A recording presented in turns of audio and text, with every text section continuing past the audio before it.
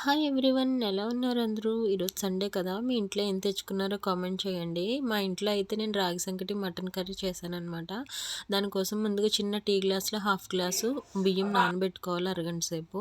2 పెద్ద గ్లాసులు వాటర్ ఎసురు మరిగాక బియ్యం వేసేసుకోవాలి అందులో. అయితే అన్నం అయితే బాగా మెత్తగా ఉడకాలన్నమాట. అప్పుడు మెత్తగా ఉడికాక మనం చిన్న కప్పుతో రాగి పిండి తీసుకొని ఈ విధంగా వేసుకొని మూత పెట్టుకోవాలి. ఈ లోపలంతా కూడా ఉడుకుతూ ఉంటుందన్నమాట.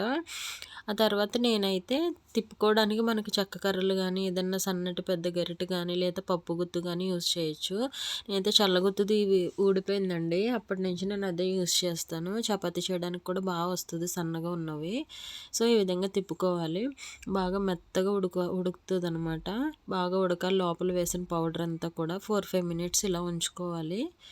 అంతేనండి. ఇంకా ఆఫ్ చేసుకొని మనం ఏ కర్రీ అయితే ఆ కర్రీలో వేసుకోవచ్చు. పచ్చళ్ళలోకి కూడా బాగుంటుందన్నమాట. Chicken curry, mutton curry, fish curry and ఇంకోటి ఏంటంటే పచ్చళ్ళలోకి కూడా చాలా బాగుంటుంది. పులుసు కర్రీలోకి కూడా చాలా టేస్ట్గా ఉంటుంది. ఇది హెల్త్కి అయితే చాలా మంచిది. బోన్ హెల్త్కి రాగి సంకటి చిన్నపిల్లలకు కూడా పెట్టచ్చు.